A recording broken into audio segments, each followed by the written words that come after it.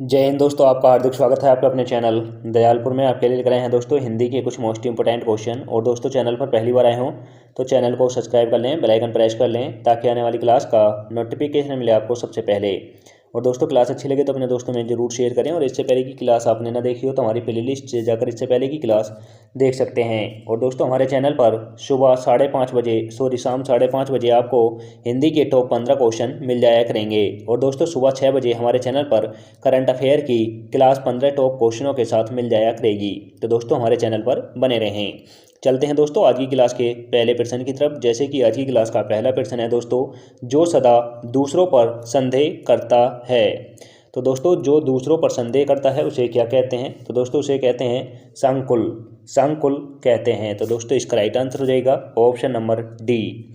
Option number D is right answer. Very important है दोस्तों, इसे आप स्टार लगाकर नोट करें, यह आपको काफ़ी एग्जामों में मदद करने वाला है। और दोस्तों इस क्लास में वह सभी इंपॉर्टेंट क्वेश्चन लिए गए हैं जो पिछले एग्जामों में आ चुके हैं। और दोस्तों यह उन एग्जामों में आपको मदद करेंगे जिनमें हिंदी पूछी जाती है। तो दोस्तों इसी के साथ चलते हैं अगले प्रश्न की तरफ। जैसे कि अगला प्रश्न है, किसी विषय की पूरी छानबीन करना। तो दोस्तों किसी विषय की पूरी छानबीन करना उसे क्या बोलते हैं? तो दोस्तों उसे एक शब्द में क्या बोलेंगे? उसे बोलेंगे दोस्तों विवेचना करना। उसे विवेचना बोलेंगे। तो दोस्तों इसका राइट आंसर हो जाएगा option number A. Option number A is right answer. अब चलते हैं अगले प्रश्न की तरफ। जैसे कि अगला प्रश्न है, अन्न अंतेवासी। अंतेवासी किसे बोलते हैं? तो दोस्तों अंतेवासी एक शब्द उपयोग किया गया है, यह किसके लिए किया जाता है? तो दोस्तों यह किया जाता है गुरु के समीप रहने वाले शिष्य को। गुरु के समीप रहने वाले शिष्य को अंतेवासी कहते हैं। तो दोस्तों इसका राइट आंसर हो जाएगा ऑप्शन नंबर सी। यह भी इंपॉर्टेंट है दोस्तों, इसे भी आप स्टार लगाकर नोट करें। जैसे कि दोस्तों आपके हिस्से से भी कोई गुरु होंगे और जिनके गुरु के आप करीब होंगे तो आपको अंतेवासी बोला जाएगा, यह याद रखें। अब चलते हैं दोस्तों अगले प्रश्न की तरफ। जैसे कि अगला प्रश्न है, मोक्ष की इच्छा रखने वाला। तो दोस्तों मोक्ष की इच्छा करने वाले को क्या बोलते हैं? तो दोस्तों उसे कहते हैं मुमुक्षुक। मुमुक्षुक कहते हैं। तो दोस्तों इसका राइट आंसर हो जाएगा option number D. Option number D is right answer. अब चलते हैं दोस्तों अगले प्रश्न की तरफ। जैसे कि अगला प्रश्न है, जिसके पास कुछ न हो। तो दोस्तों जिसके पास कुछ ना हो उसे क्या बोलेंगे? तो दोस्तों उसे बोलेंगे आकिंचन। आकिंचन बोलेंगे, अकिंचन उसे बोल देंगे। तो दोस्तों इसका राइट आंसर हो जाएगा option number A. Option number A is right answer. अब चलते हैं दोस्तों अगले प्रश्न की तरफ। जैसे कि अगला प्रश्न है, छेपक। छेपक किसे बोलते हैं? तो दोस्तों छेपक एक शब्द किसके लिए प्रयोग किया गया है? तो दोस्तों यह किया गया है किसी ग्रंथ में अन्य व्यक्ति द्वारा जोड़े गए भाग को। तो दोस्तों किसी ग्रंथ में अन्य व्यक्ति द्वारा जोड़े गए भाग को छेपक कहते हैं। तो दोस्तों इसका राइट आंसर हो जाएगा ऑप्शन नंबर सी। इंपॉर्टेंट है दोस्तों, इसे भी आप स्टार लगाकर नोट करें। अब चलते हैं अगले प्रश्न की तरफ। जैसे कि अगला प्रश्न है, थोड़ा जानने वाला। तो दोस्तों किसी विषय के बारे में हम थोड़ा जान लें तो हमें क्या बोला जाएगा? तो दोस्तों थोड़ा जानने वाले को क्या बोला जाता है? वह बोला जाता है दोस्तों अल्पज्ञ, यानी अल्पज्ञ बोलते हैं। और दोस्तों जो सब कुछ जानता है उसे सर्वज्ञ कहते हैं। तो दोस्तों दोनों को ही नोट कर लें। तो दोस्तों इसका राइट आंसर है ऑप्शन नंबर ए। सर्वज्ञ दोस्तों जो सब कुछ जानता हो उसे बोलते हैं, और अल्पज्ञ उसे बोलते हैं दोस्तों जो थोड़ा जानता हो। तो दोनों को ही नोट करें। अब चलते हैं दोस्तों अगले प्रश्न की तरफ। जैसे कि अगला प्रश्न है, जिस तर्क का कोई जवाब न हो।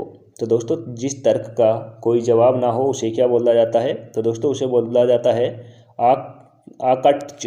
आकट्च बोला जाता है। तो दोस्तों इसका राइट आंसर हो जाएगा option number D. Option number D is right answer. अब चलते हैं अगले प्रश्न की तरफ। जैसे कि अगला प्रश्न है, जिसे बुलाया न गया हो। तो दोस्तों जिसे बुलाया न गया हो उसे क्या बोला जाता है? तो दोस्तों उसे बोला जाता है अनाहुत। अनाहुत बोला जाता है। तो दोस्तों इसका राइट आंसर हो जाएगा option number A. Option number A is right answer. अब चलते हैं दोस्तों अगले प्रश्न की तरफ। जैसे कि अगला प्रश्न है, स्त्री जो अभिनय करती हो। तो दोस्तों स्त्री जो अभिनय यानी नृत्य करती हो उसे क्या बोलते हैं? तो दोस्तों उसे बोल लेते हैं अभिनेत्री। अभिनेत्री बोलते हैं। तो दोस्तों इसका राइट आंसर हो जाएगा option number C. Very important है दोस्तों, इसे भी आप स्टार लगाकर नोट करें। अब चलते हैं अगले प्रश्न की तरफ। जैसे कि अगला प्रश्न है, आशा से बहुत अधिक। तो दोस्तों हम किसी चीज़ की आशा करें, किसी चीज़ की लालसा करें, हमें इतना चाहिए और उससे ज़्यादा मिल जाए तो उसे क्या बोलते हैं? तो दोस्तों आशा से अधिक जो मिल जाए उसे क्या बोलते हैं? तो दोस्तों उसे कैसे कहते हैं? आशातीत, आशातीत कहते हैं। तो दोस्तों इसका राइट आंसर हो जाएगा option number A. Option number A is right answer. अब चलते हैं अगले प्रश्न की तरफ। जैसे कि अगला प्रश्न है, जिसकी आशा न की गई हो। तो दोस्तों जिसकी आशा हमें न की गई हो वो मिल जाए उसे क्या बोलेंगे? तो दोस्तों उसे बोलेंगे अनप्रियासित, अनप्रियासित बोलेंगे। तो दोस्तों इसका राइट आंसर हो जाएगा option number C. Option number C is right answer. अब चलते हैं दोस्तों अगले प्रश्न की तरफ। जैसे कि अगला प्रश्न है, जो आंखों के सामने न हो। तो दोस्तों जो आंखों के सामने कार्य ना हुआ हो उसे क्या कहते हैं? उसे कहते हैं दोस्तों परोक्ष, उसे परोक्ष कहते हैं। तो दोस्तों इसका राइट आंसर हो जाएगा ऑप्शन नंबर डी। दोस्तों आप अप्रत्यक्ष मत लगाना, अप्रत्यक्ष इसमें गलत हो जाएगा, परोक्ष होता है दोस्तों, इसे परोक्ष को ध्यान से नोट करें। अब चलते हैं दोस्तों अगले प्रश्न की तरफ। जैसे कि अगला प्रश्न है, जो किया गया उपकार को मानता है। तो दोस्तों जो किए गए उपकार को मानता हो उसे क्या कहते हैं? तो दोस्तों उसे कहते हैं कृतज्ञ, उसे कृतज्ञ कहते हैं। तो दोस्तों इसका राइट आंसर हो जाएगा ऑप्शन नंबर ए। कृतज्ञ दोस्तों उसे कहते हैं जो किए गए उपकार को मानने वाला हो। तो दोस्तों इसका right answer option number A हो जाएगा। अब चलते हैं अगले प्रश्न की तरफ। जैसे कि अगला प्रश्न है, जिस स्त्री का पति जीवित हो। तो दोस्तों जिस स्त्री का पति जीवित हो उसे क्या कहते हैं?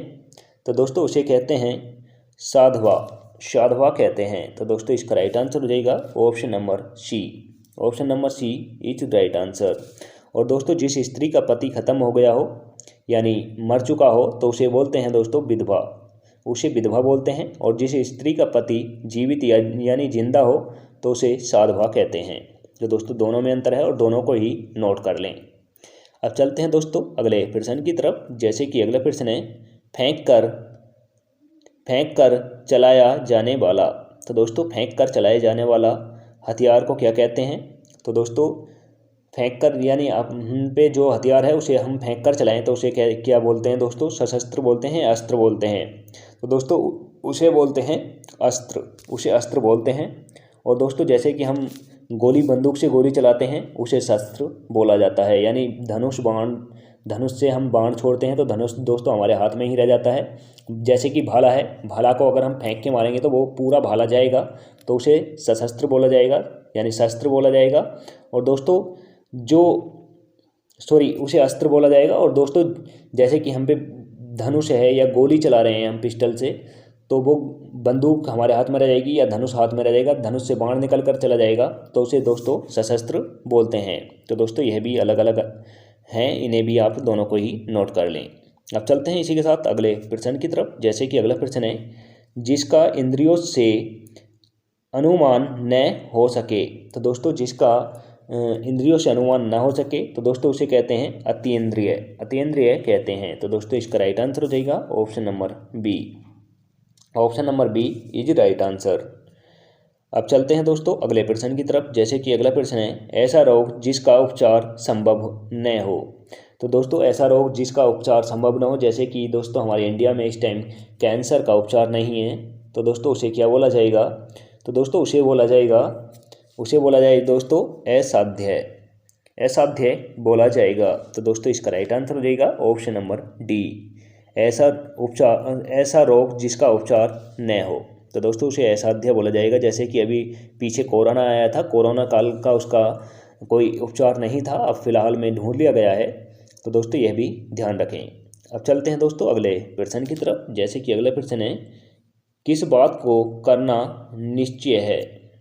तो दोस्तों किसी बात को करना निश्चय है, इसका एक शब्द क्या उपयोग किया जाएगा? तो दोस्तों यह किया जाएगा संकल्प। हम जैसे किसी की बात को करना, हम किसी काम को करने का दोस्तों बिल्कुल निश्चय कर लेते हैं, हम यह काम हमें करना है तो दोस्तों उसे बोलते हैं हमने ये संकल्प ले लिया। तो दोस्तों हमने यह संकल्प ले लिया, इस तरीके से बोला जाता है। तो दोस्तों किसी बात का करने का निश्चय जो हम दृढ़ निश्चय कर लेते हैं तो दोस्तों उसे संकल्प बोलते हैं। तो दोस्तों इसका राइट आंसर हो जाएगा ऑप्शन नंबर बी।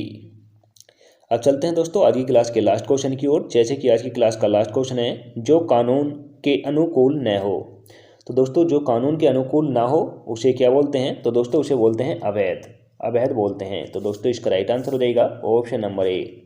यानी दोस्तों हम कोई कार्य जैसे कि खनन माफिया हैं दोस्तों, वह कानून के खिलाफ करते हैं, और दोस्तों चोरी डकैती वगैरह हैं, यह भी कानून के खिलाफ हैं, तो दोस्तों इन्हें भी अवैध बोला जाता है। तो दोस्तों इसका राइट आंसर हो जाएगा ऑप्शन नंबर ए।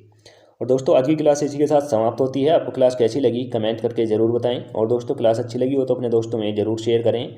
चैनल पर पहली बार आए हो तो दोस्तों चैनल को सब्सक्राइब कर लें, बेल आइकन प्रेस कर लें, ताकि आने वाली क्लास का नोटिफिकेशन मिले आपको सबसे पहले। और दोस्तों हमारे टेलीग्राम चैनल का लिंक आपको डिस्क्रिप्शन में दे दिया जाएगा, वहाँ से जाकर आप PDF डाउनलोड कर सकते हैं। मिलते हैं दोस्तों नेक्स्ट क्लास के साथ। जय हिंद, वंदे मातरम।